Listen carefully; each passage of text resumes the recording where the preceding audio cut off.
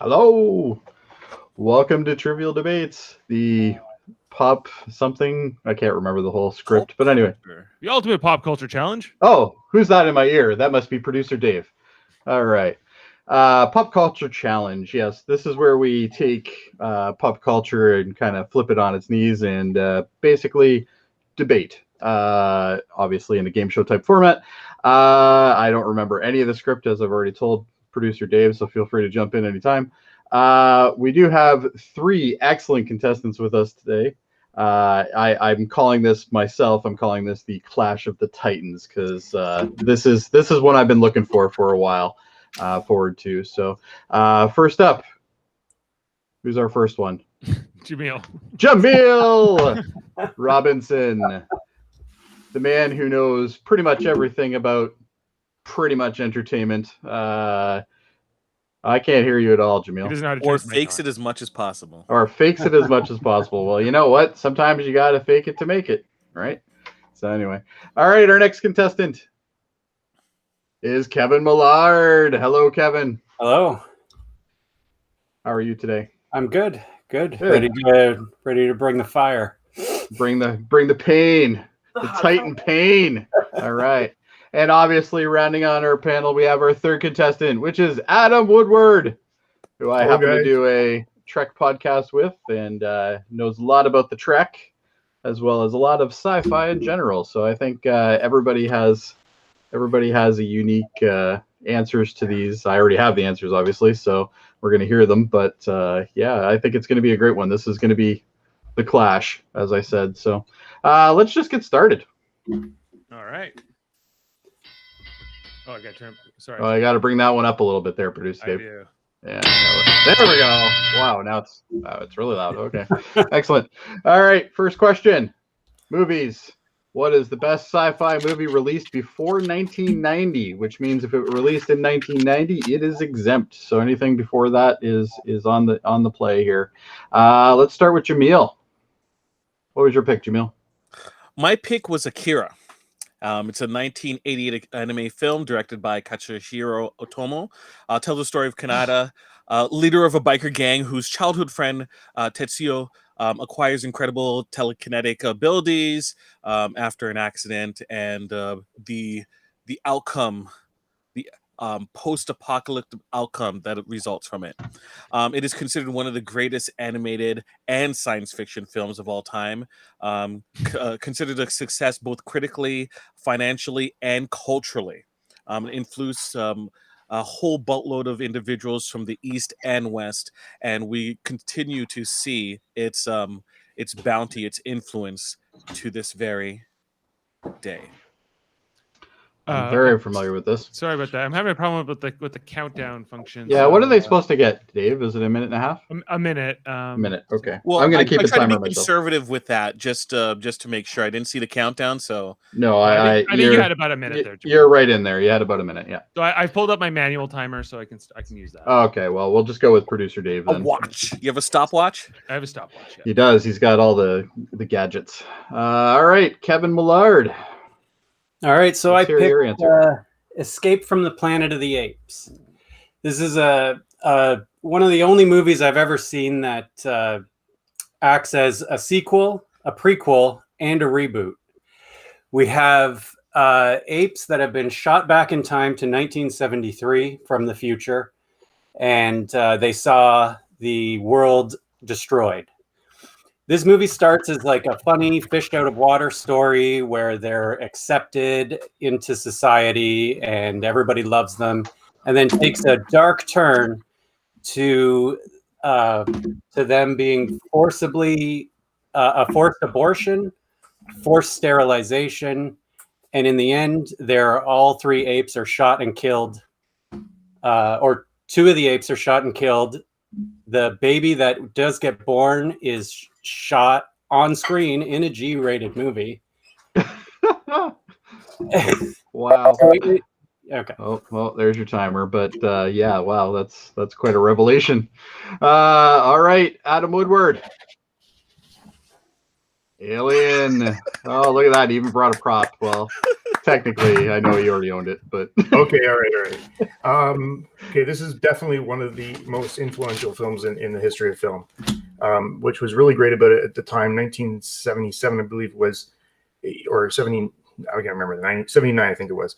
It was pretty cool because, first of all, it was on the heels of Star Wars, and it took what that hopeful, fun movie was and totally turned things around. The director really had a desire to be a groundbreaking film, something very surprising to its viewers, like Psycho he was going for, or Rosemary's Baby, which were both pretty intense films. And if you've seen Alien, of course, it was one of the most, the scene with the alien popping out of the body was probably the most defining role in or scene in movie history. The ship itself, the way that the crew was depicted, they're working class people just looking for a paycheck. They didn't want to go to this, they got moved over to take a look at a ship in distress, found the alien, and the alien itself, the creation of this alien that not only attaches itself to your face, deposits an egg in your body, and you think you're great. And remember that opening scene, that dinner scene where John Hurt fell on the table and the alien burst out of itself, and the way that was filmed, the actual the cast members didn't even know that was going to happen. So the horror you saw in that film was actually them reacting to that scene itself. There we go. That's our time. All right. These are all excellent. I was really happy to see you guys pick all these ones. Can I start off with a question? Sure. Okay. Kevin, can you please detail the influence your movie had on science fiction, pulp culture? I'm a little bit unaware of its impact. I don't necessarily know what its impact was. It's just a really good movie. Nobody actually, this whole franchise, the one thing it did have a major impact on was makeup design.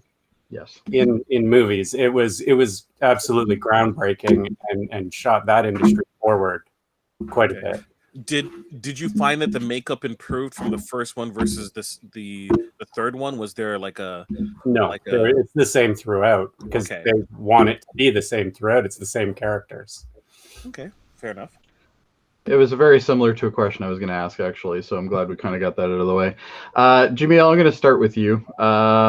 You've picked the animated sci-fi classic Akira, which no doubt is a classic for sure, especially for anime even.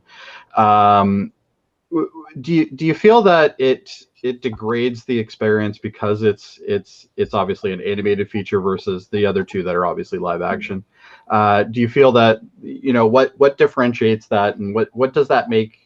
How does that compare to your other two? I don't think it degrades it. Actually, it's just the method in which they want to present the information and ideas, just like how Alien could be presented in a different way with, let's say, less horror elements into it.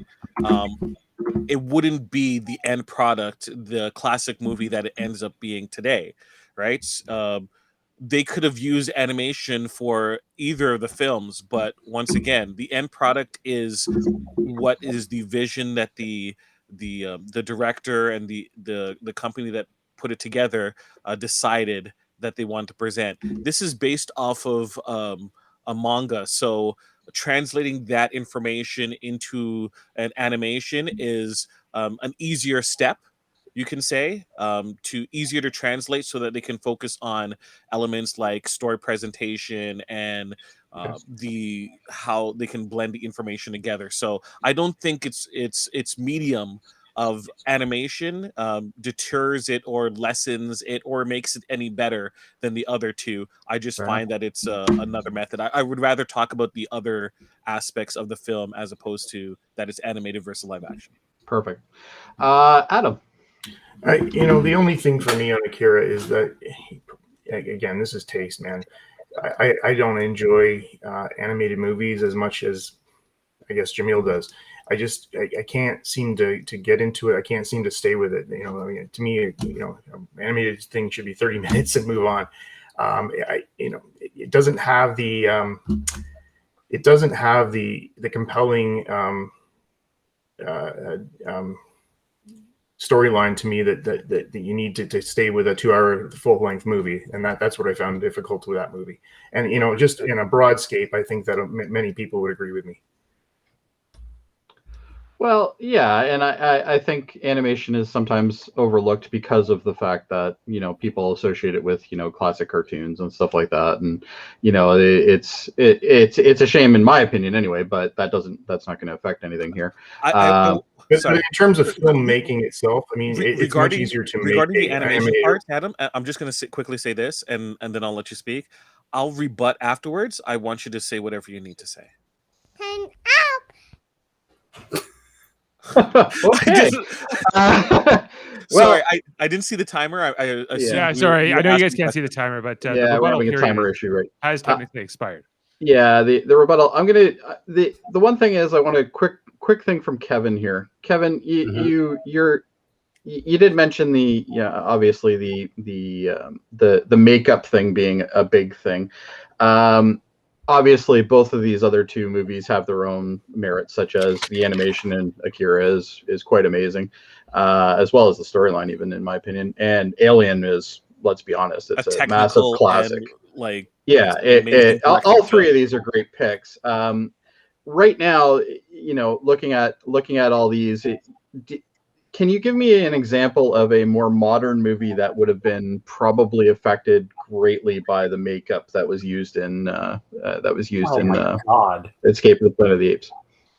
Just rough estimate. The New Planet of the Apes? I don't. The New Planet. I have no idea. I'm not familiar with the makeup on the. Yeah, fair enough. Well, you know what I mean. But what I'm trying to say is, is there something that kind of sits out and makes you think, oh, going after this movie, obviously this was an inspirational. I don't mean just this modern, but anything like that. But anyway, that's fine. At this point, I'm gonna have to give this to Jaemeel. Jaemeel obviously made the best argument in this scenario, even though I don't technically agree with his answer, but it is still the best.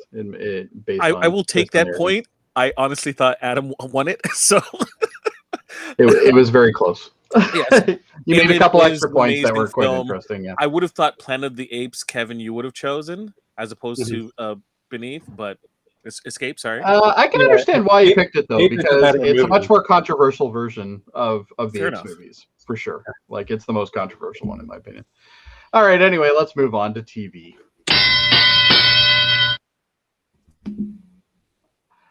If you could erase one comic or superhero-based TV show from existence, what would it be?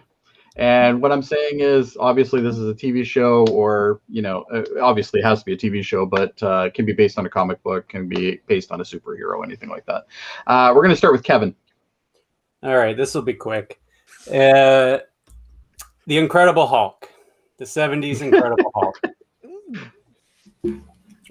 This just follows the trope of all of those shows of the time where there's some guy in a suit that's the bad guy, and we need a big green monster to growl, and everything will be fine. Also, but the main reason that I would erase this is because it's David Banner. David Banner in this. And does everybody know why they named him David Banner? It's a great name. No, that's not why, Dave. Because Bruce was seen as too gay. That's really? Seriously why they did that, and that's why I would erase it from existing. It's boring and it's bigoted.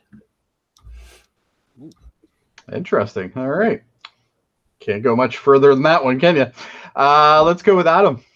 Mine is quick as well. Mine is the greatest American hero of the 80s.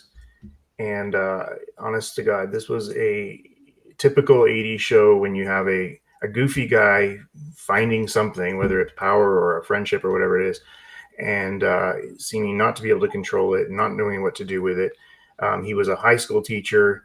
He's basically, but the funniest thing is that even without the suit, he's a hero, trying to save troubled students, and this was the real message of the show. It was loved back in the day. Great theme song. But I couldn't, even as a 10-year-old or whatever I was at the time, I couldn't stand it. I found it just boring. I found there was nothing controversial. There was nothing exciting about it, and he was just a clumsy superhero back in the day that actually took away from other superheroes, in my opinion. And it's funny when you think about that television of that era, it was very, very consistent with that. But I absolutely hated that guy. And whenever I hear that song, which is Loved, it just aggravates me. Okay. I'm going to turn into Bruce Banner. And I use Bruce, by the way. There you go. Sorry, I had my own timer going here so I can keep track. Jaemeel, what'd you pick? Believe it or not, I picked Smallville. It's a WB show that ran from 2001 to 2011, 217 episodes of mediocre garbage. Sorry, mediocre at best, right? When you think about the cast, you had great performers like Michael Rosenbaum, Annette O'Toole, John Schneider, John Glover, all wasted. You had the controversies that came out of it, including members that had sex tapes and illegal drug charges, not alone being used to pick up individuals to join a sex cult. That's not to even talk about the poor storyline, poor storytelling throughout the show that lasted for 10 seasons, right? Where they would dangle a carrot of possibly getting better and then snatch it away every single time. This show is awful. It needs to be wiped out for existence for the sake of humanity. Wow. Okay. How do you follow that? At least yours had mediocre storylines. I disagree. Regarding the Incredible Hulk and the Greatest American Hero, they're a product of their time, which had very procedural shows, just like the Littlest Hobo, just like all those other shows where they would be introduced to a scenario, solve it quickly, and then it'll move on to the next episode. People can jump in and out. They don't have to. Sorry? You're not knocking Littlest Hobo, are you? I'm not knocking Littlest Hobo. It's a better show than both of them. Right? Whereas at 2001, television was already stepping up its game in terms of its writing and providing compelling storylines.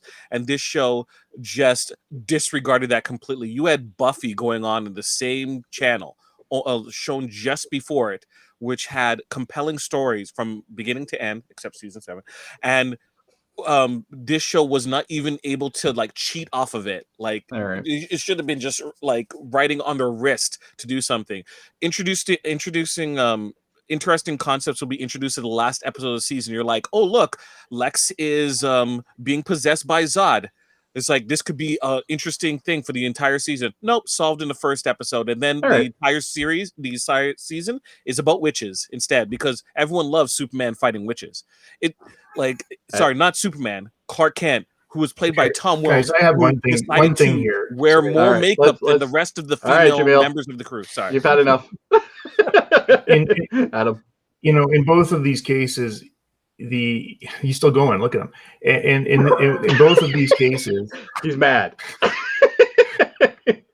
These superheroes still exist. Superman is around, and the Incredible Hulk is around. So, Greatest American Hero. Probably, if I'd never said it today, you guys would have been happily just on your lives and forgotten about him. That's the theme song. It was a bad spinoff. Producer Dave loves the theme song. Look what's it was a bad spin-off. Both of your examples are bad spin-offs in the storyline, but you can bring it back, and you can never bring American Hero back, thank God.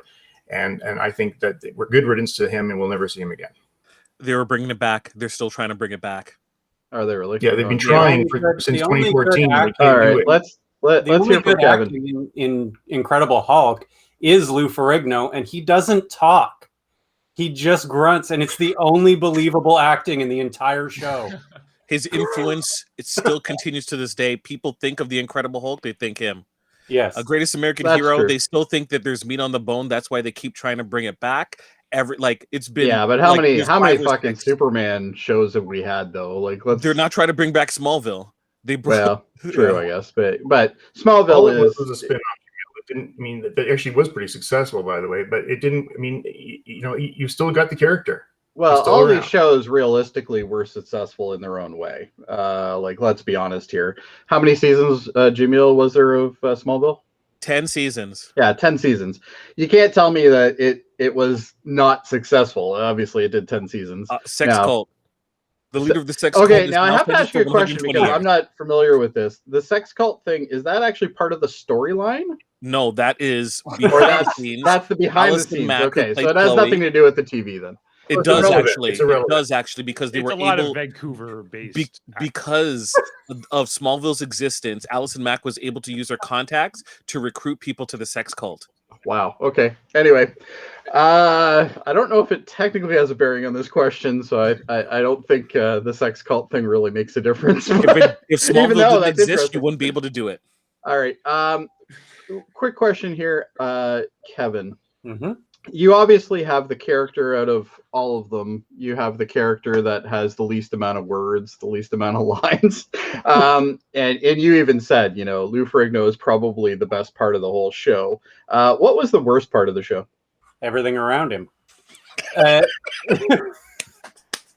The worst part of the show is the fact that he is David Banner. It's not true It's not to even the story. okay. It's I for a getcha. stupid reason. An improvement, All right. maybe. All right, and one more question, just quickly for Adam.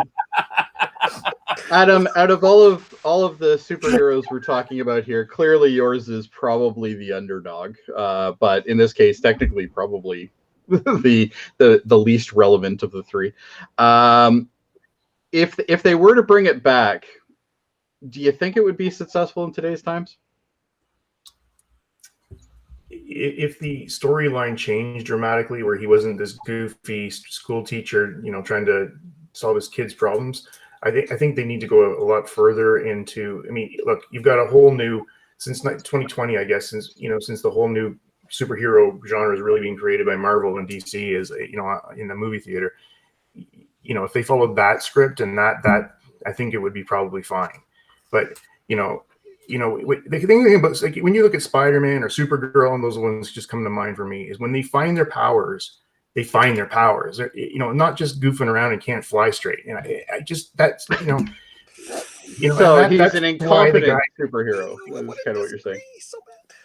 He's Okay. just, yeah. Either way, let's move on. I've made my decision. Jaemeel, even though you did have a very compelling argument, I don't believe that your show needs to be erased based on what you said. If I'm going to go with anybody, I think this time I'm going to go with Adam. Based on what he said. So we're going to give it to Adam.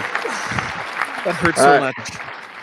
Sorry, Jaemeel. It's just, you know what? Sex cults aside, it did 10 seasons. And I know a lot of people who were pretty happy with it. So. But anyway, it's either way, the argument was still better in my opinion. Okay, next one up. Come on, producer Dave. There we go.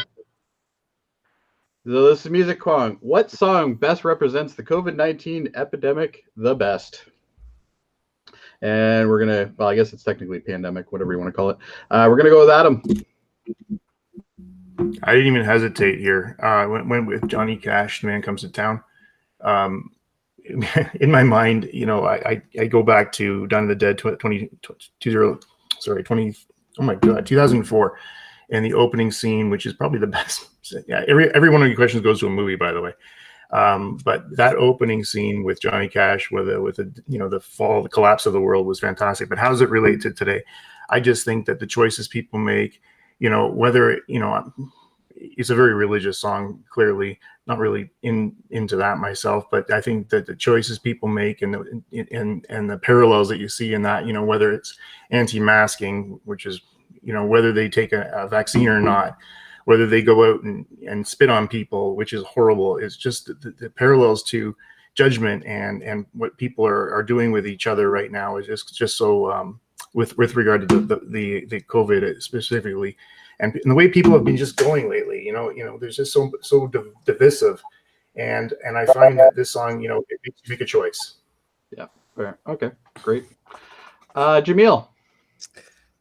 Folks, My song choice to represent COVID-19 epidemic pandemic is Andrew WK's "Ready to Die" from his 2001 song that was released. It is an upbeat party anthem that Okay.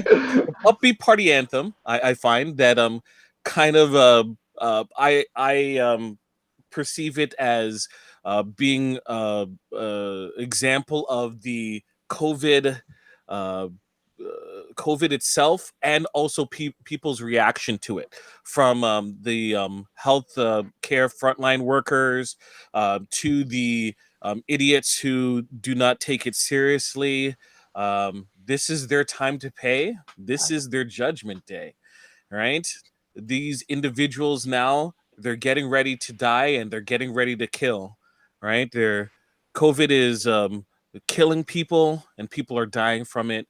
People who are dying from it don't care, and they're going out to kill people by living their lives without a care in the world. I'll go on. And yet you started that with party anthem. I'm pretty impressed. Party anthem. If you heard the song, I yes. have. Yeah, I listened to it after you mentioned it. It's very, kind of uppity. So when I first started listening to it, I'm like, what is Jaemeel on? But no, I understand what you're saying. Kevin. All right, Jesus, you guys went like dark and deep with that. I did not. I went with 9 Inch Nails. Every day is exactly the same. Oh, God. That's a good one. That's a good one. And do I need to say more? All he says through most of the song is every day is exactly the same, and repeats that over and over again. And that's what this pandemic feels like. All right. Well, that's, you know what? All three of you picked songs that, number one, surprised me because I wouldn't have thought of them. I had to listen to Jameel's because I wasn't familiar with Jameel's, but the other two I was definitely familiar with. Jaemeel, the first thing you mentioned was Party Anthem, which it clearly is. Do you feel Why? that? What's that? Why? Yeah, I guess that's really the question I'm going I for understood here. that I would why have to would do you a lot pick of a heavy party lifting. anthem? I would understand that I had to do a lot of heavy lifting with this one. I have a strong connection to this one, mainly because, like, it sucks. It sucks, and people are dying. And then at the same time, you have people who don't care and are spreading COVID, and they're killing individuals without a care in the world.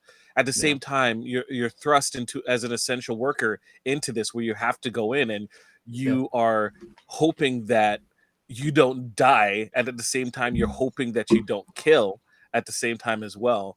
You're basically put in a position where you could be doing both of them, and it's the reality, but at the same time you still have to go through it. So I listen to this a lot every day going to work. Kind of the I answer. think it got me through. That's the answer I was looking for. Yeah, something like that. Yep. Okay, Adam, go ahead. I think you can compare Jameel's song to my song. There quite a lot. However, I think the message is a little more clear in mine as far as the divisiveness that's coming. Looking at the totals of real deaths in the world, we're nowhere near the Spanish flu pandemic death rate. However, you're still got people dying. I think that the divisiveness that this is creating, and people being angry with each other, and just seeing, because I don't think this is going to go away. Like working in retail right now, you have these anti-maskers out there that are causing problems, and they're just going in and causing shit. Yeah, and they're not going to go away. And I just think you have there's no real in that particular debate. There's no middle ground. There's no middle ground in anti-vaccines. Like, get it or not. And we all work with people that are not going to get it. What the hell? Yeah. Okay. Like, get it. Or I'm getting on a plane in 2 months to go back out west. I need to, I don't like that fact. And I feel like I'm going to be angry with people who aren't. And that's where I find that anger of the man comes to town there. Fair enough. So anger on your side for sure. And really it is an angry song. He's kind of angry at the audience in a way, that song. So yeah, I can understand where you're coming from. Kevin. Mm-hmm. your song out of all of them is probably the one with the least message, I guess, but yet has a pretty good meaning, which is kind of, we're all kind of stuck in this endless loop of, I stay home once in a while, I sanitize my hands when I go outside to go buy something, and I come back and start it all over again. So is that the reflection that you're looking for, or is that, yeah, kind of. something more to it? You guys have picked songs that sort of pertain to greater society as a whole, and they're both relevant in that way. But if you bring it down to the individual level, every day is exactly the same. You're doing the same thing, like you're going the same places. It's our worlds on an individual level have become so small that this song, it doesn't say much, but it comes on in the car and I got to skip it. It hits too close to home. Fair enough. That's, yeah. Okay. All right. You know what, guys? You haven't made this one easy. All three of these are fantastic picks. You all have very good arguments for them. You know what? I'm going to give this one to Adam. And the reason why I'm going to give it to Adam, number one, obviously the argument, but the approach and the message that song throws, and Jameel's is very similar, even though it's a party anthem. It is very similar to that point.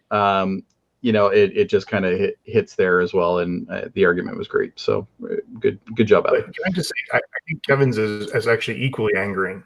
I remember yesterday I was talking to my daughter, 16, and asked her, "Can you guys hear me?" Yep. Hello? Yeah, okay. I said to her, "What are you doing tonight?" And I as I said it, I go, "I'm waiting for sarcasm now." Like, yeah, you're waiting for the same fucking thing I do every night. Watch Netflix and get pissed off. Yeah. Fair enough. I got a 16 and 18-year-old who do nothing, and it's so sad to watch that happen. Like, it's just, they're not getting their damn youth. That round is the hardest round for me so far to judge, quite honestly. So yeah, all three had great pitch for that. So. Can I just say that this is going out really, like, I can't harp on any of the answers so far. And that's the thing I said to Dave when I got all your answers in. I'm like, this is gonna be a hard one, man. Like every answer you guys gave, there isn't one stupid answer in any of the questions that you guys gave. Like there's nothing. Like there's not even like a preconceived notion. Everything makes perfect sense to me. So it's gonna be interesting. Anyway, let's keep moving. All right, sports. What fictional sports team which appeared in a TV or movie is the best and why? And who did I start with last time? I guess it's Jaemeel this time, right? Yeah. Yes. So let's go with Jaemeel. My choice is the team coached by Coach Bombay, Team USA, the Mighty Ducks, D2, the Mighty Ducks, from the D2 Mighty Ducks movie. So from the 1994 movie. Yep. Yes, the second movie film. This one showcases a different scenario than previously. They're not underdogs. They're considered contenders in this case. And we have additional people joining their ranks, and they're met with a lot of different scenarios that they didn't face in the first time. A lot of things that they had to deal with. They weren't necessarily trying to claw their way up. They're considered one of the best in the world, and then were faced with adversity, not just from internally, but externally as well. Iceland. And they had to learn how to be their best selves, not necessarily just being the best. All right. Sorry, I was reading something else because I wanted to double check something quickly. I thought I was running out of time, so that's why. No, you're good. You're good. Kevin. All right, I picked Wildcats from the 1986 Goldie Hawn movie. Yeah. Wildcats. And this was the surprising one out of all of them, by the way. Well, let's say this movie, it centers on, how would you put it, an urban school? And what does every bunch of students there need to just know what their potential is, and they need to be saved by a quirky white woman. It's on a mission. It's like Dangerous Minds before Dangerous Minds. Yeah. And they run her through the ringer. They don't accept her right away, but in the end, they do, and they end up winning a bunch of games. There you go. All right, Adam. Oh, there we go. Mic's on now. Adam, what was your pick? I took the Chiefs from Slapshot, and let me tell you why. I didn't discover this movie till I was in the 80s, I guess, when I was a teenager, and then the impact and the message of this movie I had lost. It was lost on me. It was just funny. It was funny with all the fighting. It was funny with Paul Newman. It was just one of those goofy movies. However, in time, the real message of the film became a little more apparent to me, which was, a failing team uses the constant violence and fighting to basically get themselves more popular, and hockey became, and the message at the end of it is basically, if we continue this way, we're going to be actors. And, hockey is a great sport. And I think the last, 15, 20 years have really developed it away from the fights, from the brawls, from the bench clearing brawls and all that stuff. It still happens occasionally, which is fine, but not to the extent it did back then. And if you remember watching hockey in the late 70s, early 80s, it was all the time. And it was just one of those, movies at the time was trying to send a message. And now here we are in 2021, where the game is actually almost way as hell more pure than it was back then. And that to me is just one of those movies that was just lost, but now has come around, 50 years later. And here we are, not 50, 40 years later, as a really great message. And we have hockey. Fair enough. All right, Kevin, I'm going to start with you. Mm-hmm. And the reason I'm going to start with you is obviously your two fellow competitors here both picked hockey-based movies. You picked obviously football. How does yours differentiate story-wise from the other two? Like the other two are both like, they obviously have the struggles of their sport, but for the most part, they're both really comedy. Where Wildcats, yes, was definitely a comedy. Mostly a comedy, yes, I guess is a good way to say it. So how does yours differentiate from the other two? I haven't seen either of the other two, so I don't really know how it differentiates. Okay. There's no hockey in it. There is no hockey in it. Yeah. You're correct. That we know of, anyway. Yes. Yeah. Yeah. It doesn't really differentiate. It actually doesn't really differentiate itself from anything really. It is a classic 80s sort of. I don't know the word.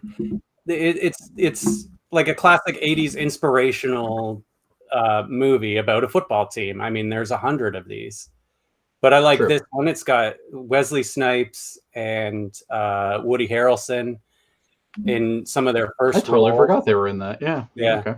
And fair Goldie enough. Hawn is excellent in this, and it's a movie that has several stories kind of going on in it, but it's fair enough. Okay. The team is good. The team is funny. All right. Jaemeel. Yes. You mentioned something. Before Jaemeel goes, go ahead. Can I just ask a question? Mm-hmm. Doesn't it have to be a fictional sports team? Ooh. Yeah, the Wild. I think he disqualified himself. Well, I looked it up. It's based on a team, but it definitely doesn't represent the team correctly. What fictional sports team? The Wildcats technically did exist, but in the movie, it was a fictionalized version of them. Team USA also exists as well. So yeah, Team USA also exists as well, but it was a fictional team. Obviously, it wasn't based on real people. If we're disqualifying Kevin for that, then you would have. Yeah, but this is a team that. Where are the Wildcats? Are they actually in this central Detroit? It was based on. It was loosely, and I say loosely as in very loosely, based on a real team. Yes. A real high school team. It was a real high school team, but it was so. No. The reason why I allowed it was because none of the characters in the movie are based on anybody in real life. It's completely fictionalized, other than the actual team name. So that's kind of why I allowed it, Adam. But I can see your point. Okay. If you had gone with the Mighty Ducks, I wouldn't have fought it because that was before the team came around. Right. True. Not like he's arguing. Well, the Mighty Ducks Moody were or made something. because of the Mighty Ducks existed because of the movie. So it's it at the time it wouldn't have Which was existed just anyway. pissing me off too because of the stupid Disney, getting into it and all that crap. But anyway, that's another thing. That's a whole other. I wanted to stay away from any type of based on true events. That's what I was That's why I looking didn't for. pick If, the if, Titans if as well. somebody did pick something that was absolutely based on something like Remember the Titans? Remember the Titans would be It's a a great little bit too close. example It's of that. not Yeah, fictionalized that's the reason enough. why I wouldn't have allowed those. Yeah. But all three of your picks are yours. Out of all of them, Adam is the most fictional because it is completely fictional. Yeah. The other two are technically based on other teams, but because they are both completely fictionalized versions of the teams, I allowed it. It's like saying, how am I going to not allow that when You're the judge, Jody. I'm good. No, I'm good. just saying. Well, what do you mean by best? How are you defining best? Well, best to me is based on what they're gonna argue about. Yeah, we're gonna talk about that, Dave. Who would win in a hockey on game? Jody's Team toes USA, Mighty Jody, Ducks? I trust you. I trust you, Jody, in your decision. Don't pander. Anyway. No, I just want to stick it to Dave. That's why. I just want to know, if the Chiefs played the Mighty Ducks in a hockey game, who would win? At least they can play the. See, I wasn't going that far because then I would have had to say. I disagree with that point, and I'll tell you why. Right? The Chiefs would absolutely destroy the Mighty Ducks because the Chiefs are adults, right? Play against teenagers. We're talking about the best, right? And we can define what the best means, right? Are they like 20-year-olds playing teenagers? All right. You know what? Jump Street. I've heard enough. Let's just move on. I'm actually going to give this one, and no reason other than the argument that I saw in front of me. I'm going to give it to Adam, but not because he was bitching about the fictional teams thing. Okay, so just so you know, it was how he explained things. So that's the reason why I'm going to give it to him. So let's just move on. Oh wow, Adam, you got 3 already. Wow. Okay, well, you guys got some moving to do here. So, all right, next one.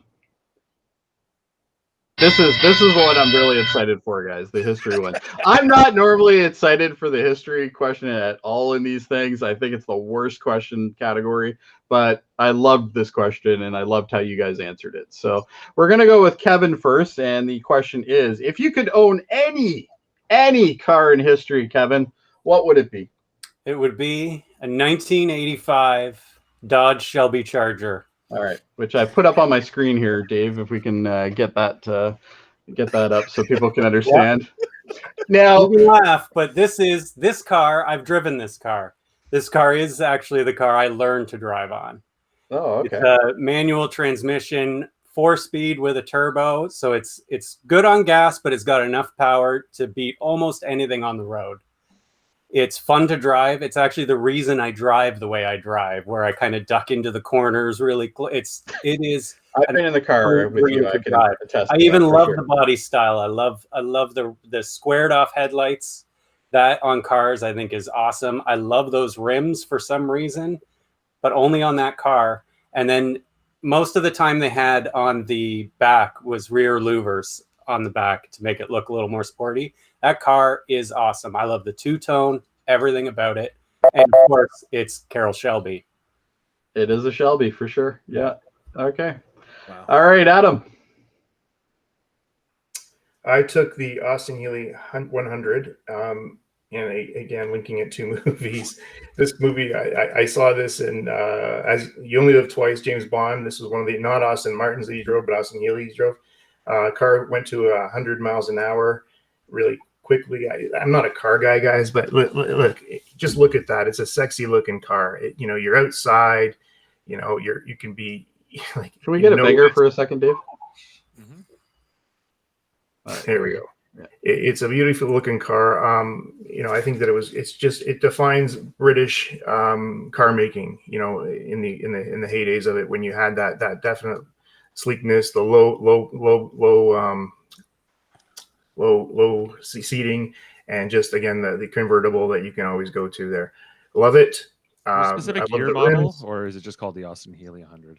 Austin Healey 100. Okay. Yeah, they only made them for a couple of years, so it's I'm Now- only laughing because like I totally thought this was gonna go in a totally different direction. so Totally before Jaemeel gives you the answer, okay, I will say between all three of you, Jaemeel surprised me the most on this. However, I think all three of them are very equally Wow. great picks. However, let's I'm going to Okay. bring up Jameel's car. You guys will instantly see it and know it. Oh, okay. What yes, is the that? Lotus E-Spirit S1 Wet Nelly, custom-built submarine What? car. This is a Wet Nelly. This car actually exists. It does Yes. actually work. It does. Current owner is Elon Musk. Elon Musk, yes. It Currently was owns that car. so the other non-Aston Martin James Bond car was for the film The Spy Who Loved Me. It actually does work. And I'm happy to know that Elon does intend to make new versions of it with a Tesla engine. So I'm eagerly awaiting to be able to travel on land and sea in style with this one. This is just an amazing concept car that is actual real, like an actual real thing. Yeah. It doesn't look as classic as Adam's Choice. It's a beautiful car, and it probably does not have the maneuverability as Kevin's car. But my gosh, land and sea, I will drive like a king, knowing that I can go on both. Right? Just imagine, Not just quickly, like but you can do it. not Where quickly, the- but I'll get where- there eventually. Where are you going in the water? Where do you need to go in the water? This is All an right. excellent question. I was waiting for this question to come my way. Thank you very much. Thank you very much. It's I'm when your driving GPS downtown. tells you. I'm driving downtown Toronto. And I see the Gardner Expressway locked up. Oh, yeah. I see the Lakeshore locked up. Well, you know what? Go to the beaches, float right into the water. I'm already come out at Mississauga. I just cut out the time What there. is this car's top speed underwater? You gotta take all the needles off your And I car. don't want after the you come answer back. nuts. I don't exactly know, but you know what? I don't think you're getting there any faster underwater. You know what? I can wind down the No. windows with a net and also do a little fishing as well. Right? You can't do that in your car. Can't do Yes, that I in your can. car. I just have to be on a bridge. Right? Okay. Most likely, no one's going to be able to steal it if I park it underwater too. How are you gonna get in and out of it Oh my god! if it's So parked underwater? So it is a wet vehicle. That means Yes. I would still have to be in scuba gear inside the vehicle. Yes. But Oh fuck that! I know it coming You're into gonna it. drive I'm on around board with it. Scuba Scuba gear gear, all you the drive. So, time. so based on your example, what you're saying is you're driving down, a street in Toronto, and you decide you're going to hit the water instead. You have to pull over, put all your scuba gear on, No, man, I'm driving then with it. you're driving with driving it. with that You're on just driving every in normal day. downtown Right. traffic with your scuba gear. Yeah. Okay, fair enough. All right, let's quickly. So wait, just so I'm clear again. In the movie, he did not have to put on scuba gear. No, I'm talking in real life because this is a real life car. the real car. Yeah, but- Right. So in I'm real not, life, you I'm have not to put on expecting scuba your gear? vehicle to have like machine guns and like. Wait a second. So you I have want to you put to on have scuba this car so I can see you drive around with your scuba gear on. See, even everywhere. Kevin wants me to have this car. There you go. You know what the issue with this though is there's going to be a headline later. Jaemeel Robinson found dead in car because he forgot to fill up his scuba gear or something like. Fill up my tank of gas and also my tank of oxygen. There you go. They are all real. I did check them. I actually did check the specs on all three of these cars. I don't have them handy, but I did check them. Kevin answer isn't Kevin's lying. question about how fast? Kevin's car is literally, and I'm surprised he brought it up, but when it comes to maneuverability, it's rated amazing. Yep. It's got a great maneuverability. Adam's car itself has extremely good pickup. It's about 7.5 seconds, by the way, 0 to 100. Yeah, I don't really care. It looks great. Yeah, looks great. it's a gorgeous car. All of them are interesting cars for sure. Kevin, why would you take your car over, let's say, Adam's car? 4 seats. You 4 get seats. That's 4 it. seats. 4 You can seats. bring people I can in. fit more people in. Part of it, the car is everything. It's fun, it's sporty, it's got muscle, and it's practical. No, underwater though. All right. Personally, I think Like that those cars, practical. Sorry, Sorry, go ahead, Adam. Adam. those 80s cars and that look, I just felt, yeah, I remember them too, but I just felt they sucked. Like, they don't look good. Come on. What do you got against that? No, one? I Knight Rider love car. the square headlights. All That right. was like an Austin But that's Powers a beautiful car. car too. I mean, I'm not going to put the two. All three of Yeah. them have their own merits. You know what? Based on what's been said, I'm going to give this one to Kevin. I'm giving it to Kevin. And Jaemeel, your car is not practical at all. Like, let's be honest. I'm just saying, if it's good enough for the richest man in the world, I was on that until he said that you have to wear scuba tanks. That's dumb. I just want to be upfront. It's a marvel with of technology for sure, but it's okay. Anyway, let's keep moving. All right, next round. Ooh, this is a tight race now between two of them. Anyway, looks like Adam's going in anyway. Wild card. If you could tell your past self to hold on to one item from your childhood, what would it be? Adam. Oh, my Star Wars action figures. Coming out of that movie, it was fantastic, and I remember begging my parents at the time to buy me some action figures. And it was a Friday afternoon, and I got Darth Vader, and I got Luke Skywalker, and I got R2-D2. And I remember opening them up. This is my first time with any kind of toy like this. They took me places in my mind like you wouldn't believe. I clicked Darth or R2-D2's head so much it stopped clicking eventually. I used to tie Luke Skywalker to a kite and fly him up in the air. And Darth Vader was, one of those just evil guys that, scared the crap out of me as a kid and just was the bad guy. And then I got more and more and more of them now. However, as they become more valuable, but I can't even. I wish I even had them just to look back on fondly and go, these were the original ones that I had as a kid. Because again, hours and hours of play with them. That just I just remember it fondly, and it's one of those things. And looking back, as I say this, it's not so much for the money; it's more the memorabilia and the emotion that comes with them, I think. All right. Great answer. Jaemeel. Okay. I'm going to be a little sentimental with you all. That was the whole point of this question. Yeah, I would pay whatever money I could to get what I had from my childhood. And that would be a picture of my grandfather, like an actual picture of his face. I do not have one. All the pictures that we have of him are, from far away and, full body shots. You don't really get to see the face, the facial structures. And as my age progresses and the time away from his passing, the features become less vivid in my mind.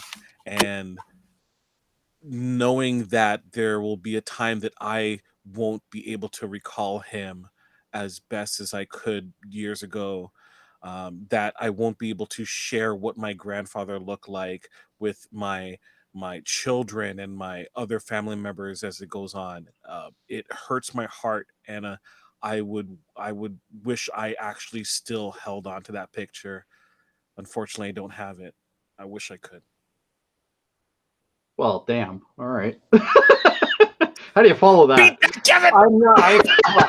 Kevin. Son of a bitch. All right, Kevin. Let's hear it. Why? Give it a go. I actually really struggled with this question because I don't really have, as someone who has thousands and thousands and thousands of baseball cards worth tens and tens of dollars, They're worth that much? Yeah, I don't really hang on to things, but I picked my original Game Boy. Okay. And because I had the Game Boy, I had the light, and I really wish I'd kept this to show my kids how bad it was, but how much I loved it. and just where gaming had come from. But the original Game Boy is not good enough for me to like buy another one and to show them. So I wish I had held on to that. I have a couple kicking around still. I don't have my original childhood one, but My kids are old and they don't care. So fair enough. Yeah. My kids are the same way. They're like, you played on that, But anyway, okay. Well, this went a little bit sadder than I thought it would, for sure. Adam, you mentioned the link between these action figures and the experiences that you had, such as flying the kite and stuff like that. Is there any when obviously I'm not trying not to be personal, but is there any relation to any other? Is it the characters themselves or the toys themselves that bring you back to that that moment? I think I mean, as much as I'm more of a trekker than a Star Wars person, for me that was a movie that took us places for the first time that you never seen before. And I was only 7, and having those characters in my hand, to play with, and again, we all had them, and it was we just were able to, like, this is before any of this technology. I mean, we hours and hours of playing. Let's play Star Wars, and we played with them, and we created storylines, and following the characters and what they were, and it was just, like I said, it's not for the money. It's just for those actual toys that created worlds in our minds, and hours of fun and camaraderie and joy. And that's the relationship with these, not so much the cash. Okay. I have to give this one to Jaemeel. Of course. I'm sorry. There's no real way to go past that. And it's not just the circumstance. I think it was a very well thought out answer, and it worked out really well. So it's true. what Folks, it isn't me trying to manipulate the system and anything. Oh, It's I don't true, think anybody actually. have said that. Yeah, actually. But anyway, no, I think that's a remarkable story. So good luck, and hopefully that happens. But it doesn't sound like it's going to. But anyway, all right. So what are our totals here? We have Jaemeel with 2, Kevin with 1, and Adam with 3. So unfortunately, that means Kevin is eliminated now. Sorry, Kevin. And I agree with that assessment, or with that. Honestly, going in, I didn't know where it was going. Honestly, I can say that like any combination could have moved on, because like the answers were like fantastic. All of them, yeah. Chris Seymour, this is how it's done. Okay, please Wow. take notes. Wow. Shots across the board, Chris. Seriously. All right. Yeah. Well, we know he's watching because he's been commenting on Facebook. All right. Well, let's get to the speed round. Now the speed round is. Hang on. Oh, sorry. Can you just go through the rules of this? Because last time I seemed to forget. Exactly what I was about to do. Okay. So the speed round right now, we're going to be. What's the timer we're giving? 30 seconds. 30 seconds on each answer, and then a minute of rebuttal. Basically. So it's going to be basically 30 seconds for the first person to shout out their answer. The second person then gets 30 seconds, and then we have a 1-minute rebuttal where you can go either way. Now, out of the 6 questions that you guys are going to be presented, 5 of them are going to be a this or that type of question. So we're going to show you the answers that we're going to be debating. The last question, I've left it open so you guys can blurt out the first thing that comes to your mind. Okay. So right now, currently Adam is the lead with 1 extra point. So currently Jameel's got a little bit of digging to do here, but let's see how it goes. All right, first question, speed round. Let's do it. Best Paul Van Hoven. Starship Troopers. All right, so Starship Troopers, go ahead. Okay. Okay. I remember seeing this in the theater. Don't worry. This movie to me was, I having read the book many times, was a very big departure from that. So I was excited how it went. It was a parody of itself, honestly, and the visual of it was fantastic. Cinematography was great. The story, the characters were fantastic. I loved the shower scene, which was revolutionary at the time, and just the whole battles against the bugs and the okay. Excellent. So you get RoboCop, Jaemeel. So go ahead. RoboCop is an amazing film, just as Starship Troopers is an amazing film. This one focuses on the military force and also the political takeover of corporations of cities. All behind this classic Western story of a gunslinger that has to take on this overwhelming force. Okay. All right, 1 minute. Who wants to go first? Either. Everyone respects each other so much. Everybody respects them. They don't want to go. Go ahead, Jimmy. I'll go first then. Starship Troopers is indeed an excellent film. Looking at the military complex, RoboCop is focusing on different elements that I feel Adam. that is doing a great job of looking at what's happening today in a different respect with people's relationship with corporations and also with the police. At the same time, it's an awesome film in terms of its action and presentation. It's a simple concept, but does a great job of accomplishing and presenting those ideas and information. Why is Starship Troopers better, Adam? Let's hear it. I think it's simply because it takes the broader picture of the world in general, not so much citizenship. You've denied people human rights, unless they do something for that. And that in itself is questionable right off the set. So to become a citizen, you must serve. You weren't allowed to vote, stuff like that, until they did service. Yeah, and you can't have a baby until you serve in the army and stuff like that. So there's a definite coercion on behalf of the ruling class to do it here. And I think it did it very well. And I think that the media propaganda, the way they were portrayed as being just actions or facilitators of what the government wanted to get done was crazy as well. I think I've heard enough. Oh, look, just happens to be right time. I'm going to give this one to Jaemeel. And the reason why I'm going to give it to Jaemeel is he cut more into all the different layers of RoboCop, where you kind of started that, but you didn't. You ran out of time. Both are great films. Like, if people haven't watched either of them, like, they're both parodies too, which both of you guys mentioned right away, which was great to see. Yeah. All right, well, actually, that puts us back to tied again. Okay. All right, next one, and feel free to blurt out your answer first time. So this is the worst sci-fi. All right, so Battlestar Galactica is the worst compared to Babylon 5. All right, let's hear it. Battlestar Galactica is a worse science fiction show because even though its beginnings were good, it deteriorates to a complete mess where they have nonsensical storylines that don't really conclude.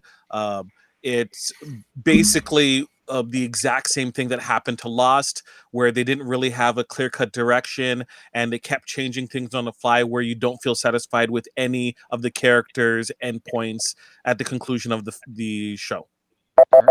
Adam, Babylon 5. Can't talk about it. Okay, well, so I guess at that point we're giving it to Jaemeel then. Great. At least people watched Battlestar Galactica. True. Oh, see, now, Adam, that would have worked out great for you.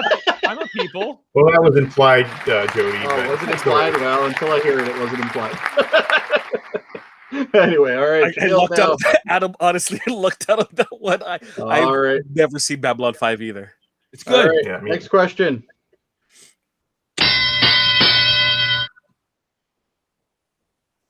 Are local radio stations becoming obsolete? Yes or no? No. Yes. You go ahead. Adam first. No. I think that there's always somewhere to go to for local news and things that are happening in the community, and you have to have some kind of outlet for that, Jody. It's one of those things that listening to a satellite radio and you get an overview of everything. And I'll tell you something. I have every morning I come in and I listen to Google, give me the news. And the news from that perspective is a very broad view of a national or worldwide perspective that just you don't get from a local radio station. Okay. Jaemeel, you say yes. It is obsolete. The reason for that is the information that local radio provides can all be provided a million times better in other formats. So music, you can get it better from various Spotify and YouTube and other functions, and you have more control over what you get. In terms of news, you can have even more focused news where you'll be provided more details as opposed to little snippets that you'll always be wanting more from radio stations. Plus, you can avoid commercials, which is always constantly detriment to radio listeners. Okay. Unless either of you got something to say, I already have an answer here, but go ahead if you. My answer here is very simple. Is like, first of all, news is, I'm not going to go to music because music's irrelevant. I agree with that point. But however, news is important. You're never going to get a local broadcast from anybody, any other source than somebody in the city or town or wherever you might live. It's relevant. It's necessary. It's also told to you. I don't want to go searching for news somewhere else on the web, especially when I'm driving to work. I have to have it on audio.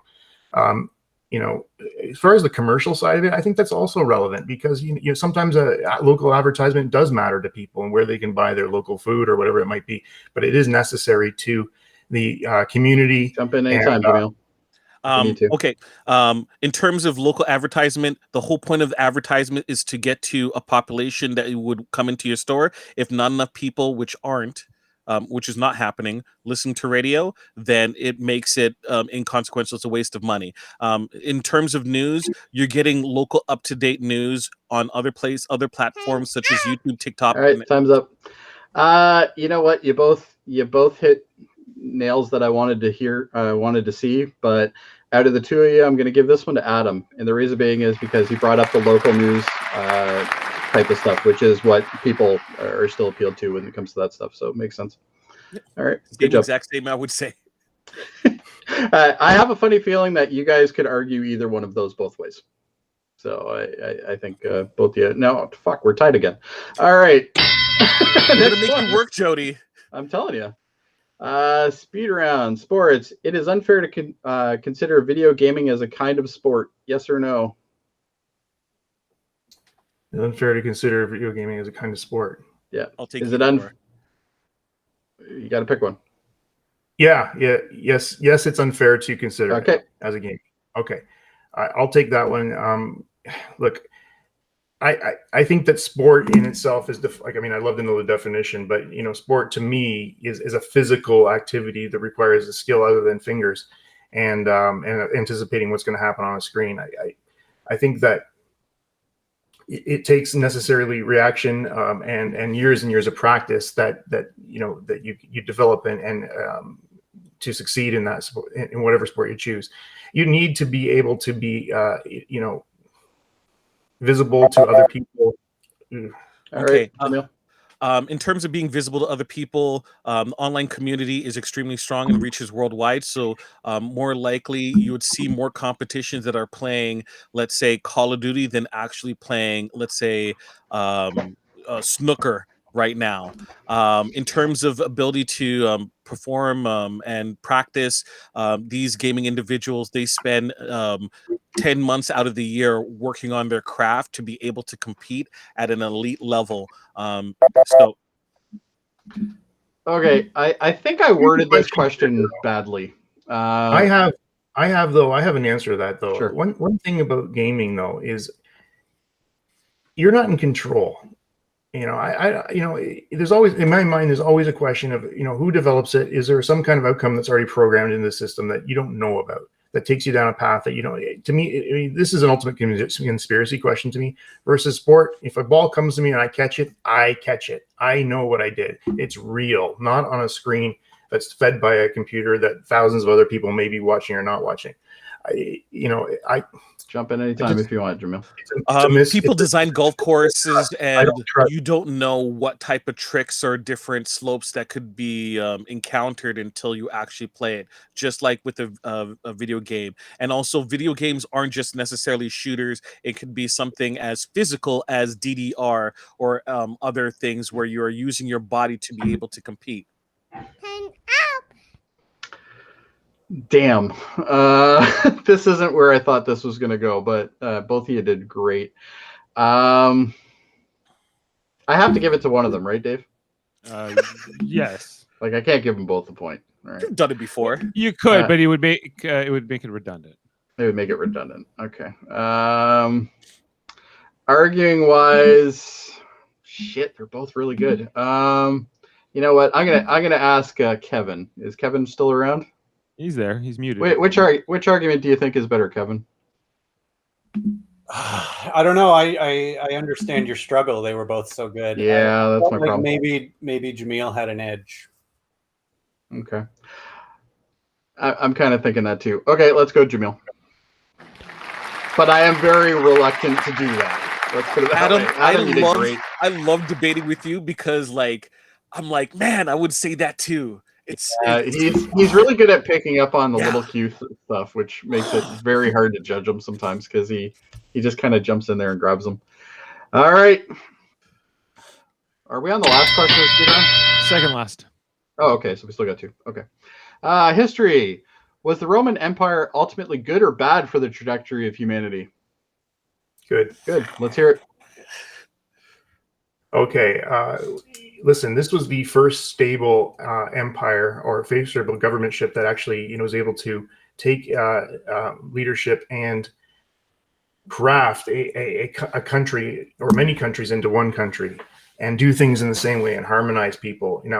Yes, there was a slavery factor and all that stuff, and there's many cultures that generated slavery. Put that aside for a second. But what they did, with construction, with the military, with thought, was just groundbreaking. He was able to change the way the world went. All right, Jaemeel. So you got the no, you got the bad. The Roman Empire enslaved and was a dominating force. I think that another.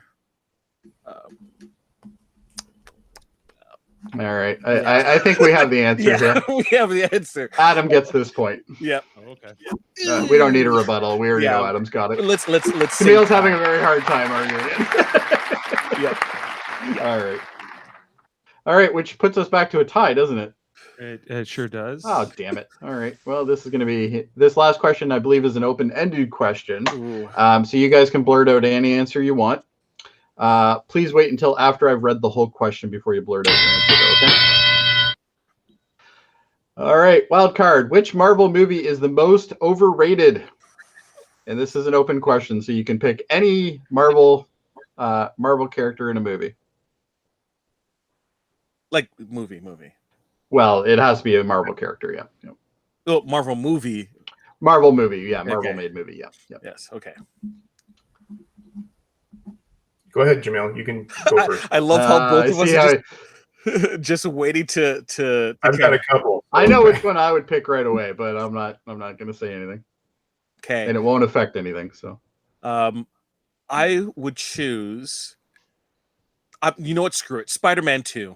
Spider-Man 2. All right. Spider-Man 2. Let's hear it. Spider-Man 2 is an overrated film because of the success and popularity it has, despite being a mediocre at best storyline, where you have the main character basically use his secret identity to get out of every single issue that happens. He has problems with Mary Jane, reveals his secret identity. Problems with Doc Ock, uses his secret identity. I'm suddenly good again and can be rational again. I'll help you, Peter. All right, Adam, let's get an answer from you. I take Captain Marvel. I think that movie could have been done so much better. And you have a very strong female lead, very strong female character who, and you guys know me from the Star Trek stuff. I support those kind of characters in movies, and I think it just fell short as far as what it could have done to portray women's rights, women's ability. Because in the end of the movie, she's got the whole universe to police, and it's not. It needs, to me, a Marvel character needs to sort of be home based, and the fact that she disappears and comes back in, and then even to the final Avengers movie sucked. All right, Jaemeel, why is your movie crappier than his movie? It's not crappy. It's more overrated. Overrated. Excuse me. Although Captain Marvel has made a lot of money, it is not considered a critical darling at all. Where Spider-Man 2, people constantly rave about the quality of work. And you're You talking about have Raimi's, right? Raimi's Spider-Man 2, right? Which is considered still to this day, for whatever reason, as possibly the best comic book movie of all time, which makes no sense. Look it up. Can we give Adam a little bit more time to look up the information about why this movie sucks so bad? And I'll keep going. You have the train sequence where Peter Parker, the character, is known for having a secret identity as one of his most important components, has it taken off, where you have the people on the train say they won't tell. They won't tell. The movie was so obsessed with post 9/11 New York glorification that they refused to present the residents of New York in any type of negative light. All right, Adam, let's hear you. Yeah, I was looking up. I honestly don't remember Spider-Man 2. I was trying to remember how bad it was. Now I remember. But coming back to Captain Marvel, I think that, the character itself just didn't connect. It didn't. That movie didn't do it as far as the other Marvel movies in terms of comic relief, just in terms of message. I just think it fell short. Didn't like it. Didn't like the reaction with Nick Fury. Didn't like how he lost his eye. Didn't like anything about it. It was just overrated, and just a sad story. Adam, one question. Yeah. Do you think that people think Captain Marvel is a good movie? No, actually, I don't. Nobody seems that my kids don't like it. It's just one of those movies. But we were all told to go see it. That's true. That is we were all very told true. to see it. Okay. Yeah. I think I've heard enough, even though I will tell you right now, the two that you guys have picked are literally the two that I would have picked if I had to pick two of them. Because both of them, I feel both your things. Captain Marvel, in my opinion, is probably the worst of the Marvel, that generation of the movies. And the Spider-Man 2, can't say I'm a fan of it at all. Between the two arguments, I want to give it to Adam, but I'm going to have to give it to Jaemeel. Even though I do believe yours is actually more overrated. I still feel Jaemeel had the better. I will preface this that this is something I've been arguing for over a decade publicly and have been shunned for it. So the individuals at Rotten Tomatoes, when they have panels, I have talked about this. The people at Honest Trailers, I've talked to them about this. This is something I had a polished argument about this, so that it was kind of. You could have said Tobey Maguire and one. Well, no, that would have worked for 3. For sure. You know what? I actually defend adamantly 3. 3 I adamantly defend. You defend that movie? I defend that movie. Maybe is it too late to take this back? I see a 6 there. We can't take it away. Damn it. Anyway, congratulations, Jaemeel. You're the winner of this episode by a very narrow margin, in my opinion. But it was either way. Adam, I'm 1-1 against you. 1-1. Well done, Jeff. Wow, that music. We have to have a rubber match eventually. So, really? Okay, so Adam's 1-1 and you've 1-1 when you guys were together. Sure. Dave, you can chime in now. I allow you I'm to here. chime in. I'm here. Yes. Okay. So, all right. Either way, great answers, guys. I think y'all did really well. A lot of surprises. That's all I can tell you, especially in your answers. When they started coming in, I'm like, wow. Okay. You guys did great. Now, Trivial Debates is obviously something that we do once a month. Certainly, one of you guys are more than welcome to host. Producer Dave, you got anything to say? Yeah, we do have to get our next host in mind. I know. Did we talk? I can't remember. Adam, did we talk about you hosting or not? But no, I'd host for sure. Yeah. Okay. Well, I'd be up for that if you be. And Chris Seymour is learning. So. Oh, that's good. I'm glad to hear that Chris Seymour is learning. He's taking notes today, guys. I love you, Chris. Even though these guys shit on you, I love you. All right. These guys, just these guys. I've never done it. Look, never done it. Jody. I would only call it out because I know Chris has it in him to win again. Chris can definitely win. Anybody can win this show. That's what makes it interesting. Anyway, gentlemen, I thank you all for your participation. It was great. We have I guess we have some shows to plug, Dave. Do we? Yeah, sure. I can Go ahead and plug them. Okay, one second here. So, hey everybody. Here's producer Dave. On Tuesdays we have our Star Trek Deep Space Nine rewatches. Kevin Millard is on that one, and so is Jaemeel Robinson, except when he's working nights. And check that out every Tuesday. We're watching every episode of Deep Space Nine in order over on Live Long and Podcast, our Star Trek themed. You guys channel. are what, season 3 now? Season 3. We're getting into some. It's getting better. You're getting to the good stuff now. We're getting to the good stuff, but. It's mixed bag. Then on Wednesdays, Adam Woodward and I and Jody Simpson, we watch original series episodes, not in order. We're almost done. Yeah, we got Private Little War coming up next Wednesday, or this coming Wednesday. Check that out. Wednesday at 8:00 p.m. And then our other Star Trek radio theaters, which we do Star Trek script reads. Still getting a bunch of those edited and things like that. But we did one last night for Star Trek: The Next Generation's episode Cupid. We had Jody Simpson playing Q. And badly won, but I did. Yeah. You were good. Yeah, I had a lot of fun with last night's. And then we create edited versions afterwards. Plus our other channel, Super Mater Brothers Podcasting, where we do non-Star Trek related TV and movie reviews. Jaemeel Robinson and I just finished up a 10-week review of Big Brother Canada 9. And plus we've done like Westworld, Survivor, Tiger King. The Serpent. We've done Marvel Cinematic Universe stuff with Ashley Millard and Jaemeel. Tiger King seems like so long ago now. I know. It feels like I want to go back and watch that. Getting back to Kevin's music answer. Yes. So all of these channels and content under the Super Mater Brothers Podcasting Network. All right, and that's a network now. I guess. All right, take gentlemen. us away, Jody. Thank you very much for joining us, guys. I do appreciate it, even though I'm a little under the weather today. So hopefully my hosting wasn't too bad. But you did a great job. Yeah. Thank you. Even though I know it's not totally sincere, but good. Anyway, just kidding. I'm kidding. Anyway, thank you very much for joining us, and hopefully you'll join us on the next episode. Do I have anything else to say, Dave? Because that's it. All right, let's do it. Let's get started.